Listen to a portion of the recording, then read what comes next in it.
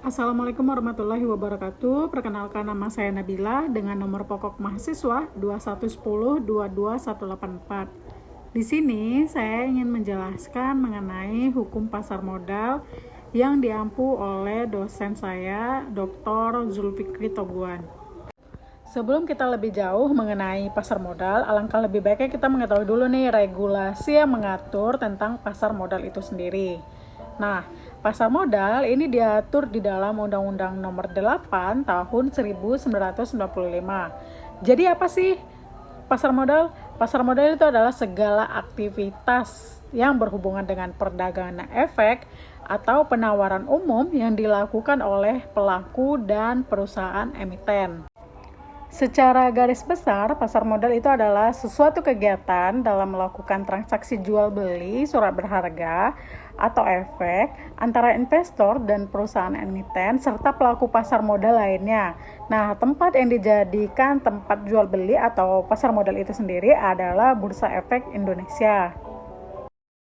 Kemudian kita beralih ke sejarah pasar modal.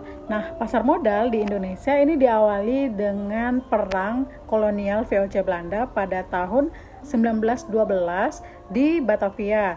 Nah, kemudian hadirnya pasar modal ini dengan nama Asosiasi Perdagangan Efek. Kemudian ditutup karena adanya Perang Dunia I dan II dan kembali hadir dengan nama Bursa Efek Jakarta pada tahun 1977 yang diresmikan oleh Presiden Soeharto. Kemudian hadir kembali dengan nama Bursa Efek Indonesia hingga saat ini. Kemudian kita lanjut kepada fungsi dari pasar modal itu sendiri.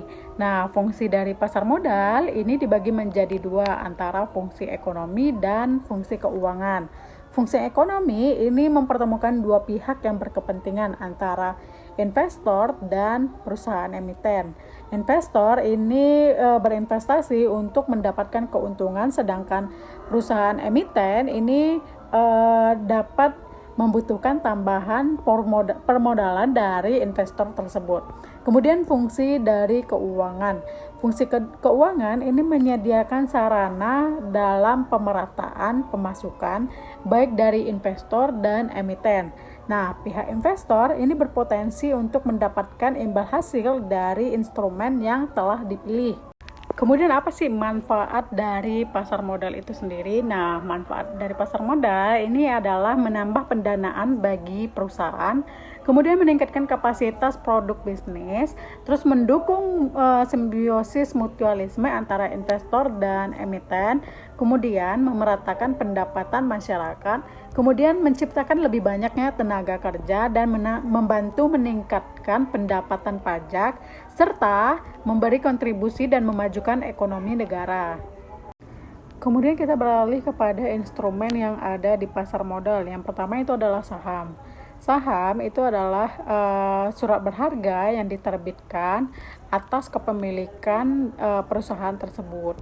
Yang kedua itu adalah reksadana. Reksadana itu adalah pasar modal yang pengelolaan dananya dilakukan oleh manajer investasi, sehingga nanti hasil dari investasinya dan portofolio efeknya itu memiliki hasil return yang dapat maksimal. Kemudian selanjutnya mengenai surat utang atau obligasi.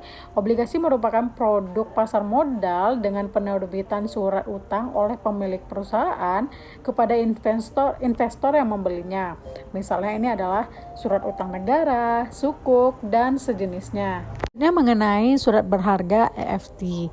Nah, surat berharga EFT ini merupakan instrumen pasar modal yang mirip dengan reksadana. Nah, sistem pengumpulan dananya itu secara kolektif, kemudian dikelola oleh ahli profesional. Namun, surat berharga EFT ini dapat diperdagangkan dalam Bursa Efek Indonesia. Selanjutnya itu saham derivatif. Nah, contoh pasar modal yang jarang diketahui ini yaitu saham derivatif. Saham ini merupakan bentuk turunan dari saham yang terbagi menjadi dua jenis. Antaranya itu adalah right and warrant. Nah, bentuknya tetap seperti surat berharga. Membedakannya itu adalah mekanismenya yang berbeda daripada saham-saham pada umumnya. Lanjut kepada pelaku pasar modal. Nah, aktivitas dalam pasar modal ini tidak luput dari peran-peran berbagai pihak yang ada di dalam pasar modal. Nah, sehingga pasar modal ini dapat berjalan dengan semestinya. Pasar modal yang pertama itu adalah emiten. Nah, emiten itu apa sih? Emiten itu adalah pihak yang sebagai pemilik surat berharga atau portofolio efek yang diterbitkan dalam pasar modal untuk mendapatkan modal dari investor, sehingga dapat dikatakan emiten akan mengelola uang investor untuk kemajuan bisnisnya. Nantinya hasil pengelolaan dana tersebut berupa dividen atau imbal hasil yang diterima oleh investor tersebut. Yang kedua, ini adalah investor. Investor itu apa? Investor merupakan pelaku pasar modal yang terpenting, sebab keberlangsungan pasar modal ini terjadi ketika investor ini menginvestasikan uangnya dalam berbagai produk pasar modal. Nah, investor ini akan menanamkan modalnya dan bertransaksi terhadap perdagangan efek untuk meraih keuntungan. Yang ketiga itu adalah penjamin emisi atau yang dikenal dengan underwriter. Pelaku pasar modal adalah penjamin emisi. Nah, pihak ini akan bertugas untuk melakukan kontrak perjanjian dengan perusahaan emiten untuk melakukan penawaran terhadap sisa efek yang tidak terjual. Nah, lembaga ini berfungsi untuk menjamin keberlangsungan kegiatan emiten di bursa efek. Selanjutnya itu adalah agen perantara. Nah, agen perantara ini adalah pihak yang bertugas untuk mencari investor agar mau menginvestasikan sejumlah uang ya kepada instrumen pasar modal. Nah, nanti agen perantara ini akan mendapatkan keuntungan berupa kompensasi dari dana ketika berhasil membawa investor untuk melakukan transaksi di perdagangan efek. Kemudian pialang atau broker. Nah, pelaku pasar modal ini adalah sebagai lembaga perantara antara penjual dan pembeli saham di pasar modal. Nah, pihak pialang ini harus melalui ujian kelulusan dulu ya, melalui WPEE, Wakil Perantara Perdagangan Efek, dan lolos sertifikat CFA, Certificate Financial Analyst. Selanjutnya kita membahas mengenai struktur pasar modal. Yang pertama itu adalah Badan Pengawas Pasar Modal atau BAPEPAM. Yang kedua, perusahaan emiten. Yang ketiga adalah Self-Regulatory Organization atau yang disingkat dengan SRO. Kemudian perusahaan efek, penasihat investasi, lembaga penunjang pasar modal, dan profesi penunjang pasar modal. Sekian dari pemaparan materi saya, lebih dan kurangnya saya mohon maaf. Wabillahi taufiq wa hidayah. Wassalamualaikum warahmatullahi wabarakatuh.